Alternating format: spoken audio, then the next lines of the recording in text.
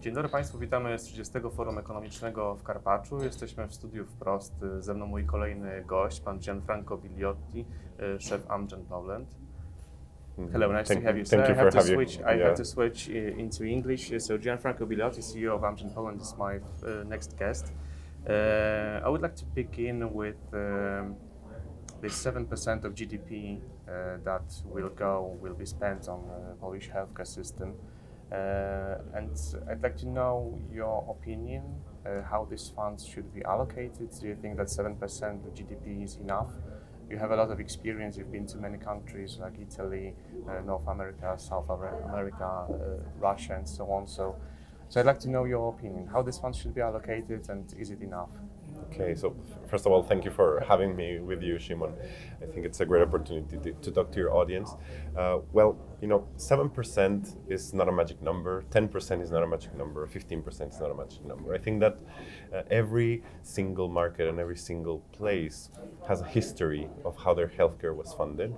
And what I receive as very good news is that the government has decided to increase the spending on healthcare. Right now, we're really below even 6, and I think that anything that goes over is positive. This will be enough or not? I think we will not know at this point. It will depend a lot on how this is used. But I guess that is a positive sign that we're going into the direction of investing more in health. And this is something that I want to really focus on, the word invest. Because unfortunately, in the history, we have seen that not always health is seen as an investment, but it's seen as a cost. And in reality, the health of the people is probably the biggest investment that you can do for a society, because healthy people means productive people, and productive people means creative people that generate income and generate value. So trying to go into your question, is it enough? I think that we need to look at it in 2 ways. The first one is, even today, without increasing the budget, are we using it in the right way? Properly. And are we sure that everything that we are doing is not redundant? For example, do we have a system where we can track the patient results after they get a treatment? Do we have a system where we can have an analysis of the history of the diagnosis of the patients? Which ones were right, which ones were not so right, and what were the outcomes of that? So probably the first question is, are we being assertive enough, or do we have enough information to make the right decisions for every patient? And I think this is the first part, which how do we make with the money that we have more efficient? And the second part is on this growth. We definitely see some differences in terms of access to innovation in Poland versus other countries.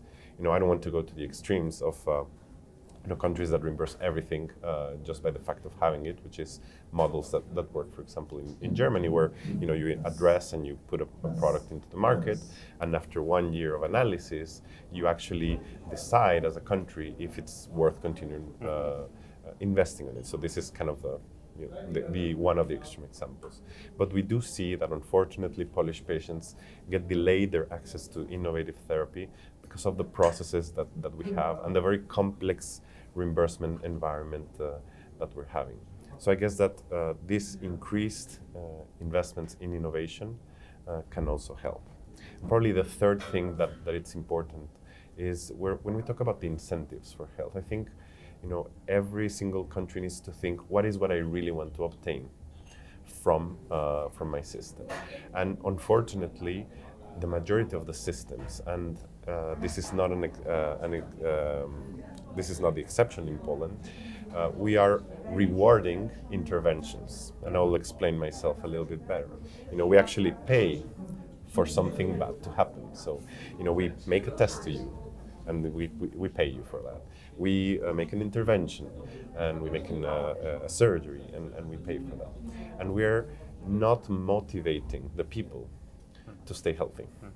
So we're not investing probably enough into prevention, and we're not investing enough in treating the patients earlier so that they can have better outcomes in the future and actually spend less money in the future. And this happens a lot with innovative therapies.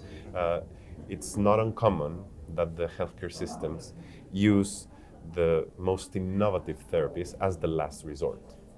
where not necessarily they have the better outcomes.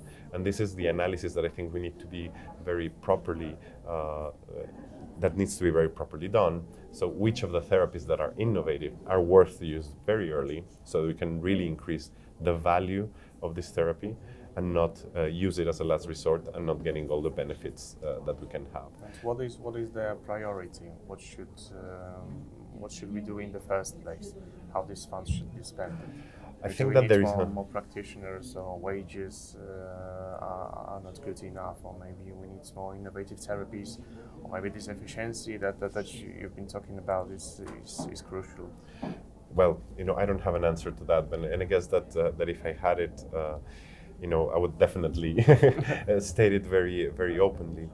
In my opinion, we need to understand what are the links between the different things, and I think that there are very, let's say, quick wins that we can have in the short term, and there are things that we will not change, from the morning to the evening, and we're talking about availability of doctors.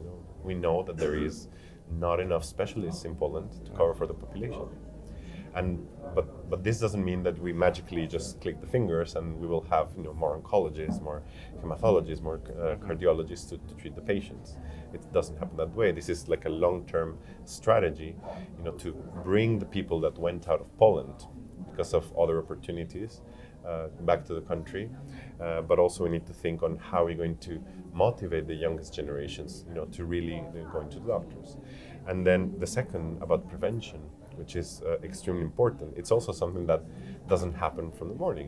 Not because I put an ad on TV, take care of yourself and go to your GP.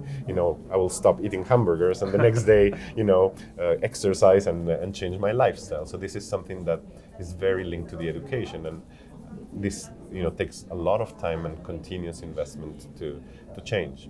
But probably there are very concrete things that we can do right now that will help us get into that efficiency. And one of those that I'm a firm believer is data.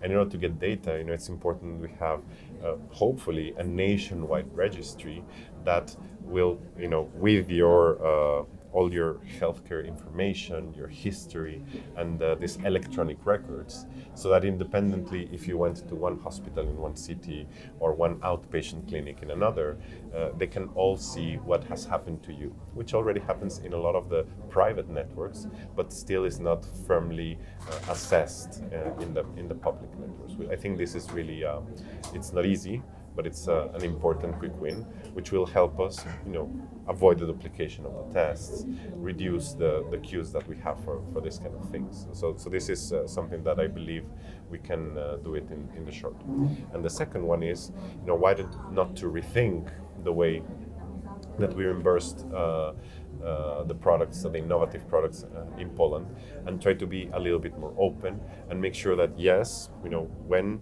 we decrease the prices because of loss of exclusivity and all these things that are naturally happening in the market, why don't we reinvest all these resources in getting more access for more patients in areas that are needing it? And I think that the coronavirus has taught us that we are keeping the systems, the healthcare systems all around the world, at 100% capacity or sometimes even more. So whenever we have an external agent or something that blocks that normal course of the treatment, we really see that the systems are not resilient, so they cannot stand shock. And I think that we need to build resiliency and think a little bit more about resiliency and probably a little bit less about efficiency. We focus on the last 20 years on efficiency. How can we do more with less? And that has a cost. And this cost, unfortunately, can be transmitted into lives. So I think that building that resiliency will help us a lot. And and now that hopefully we're finding solutions or ways to live with coronavirus, we can start thinking on the other pandemics, right? In Poland, around 200,000 people die per year of cancer. More than 100,000 people die of cardiovascular disease. and they're not out in the news, and the people are not screaming about it, and we're not looking at the different variants of the oncology in the newspapers. Oh, we found a new subgenome of the cancer. It's not news. So I think that it's our responsibility as citizens and as part of the healthcare industry, to make it to the news and to raise the voices of these patients that are there waiting for us with solutions. I hope that Polish healthcare system will get better in next years. Oh, I think it is. I mean, I see it. I see really an intention to do better.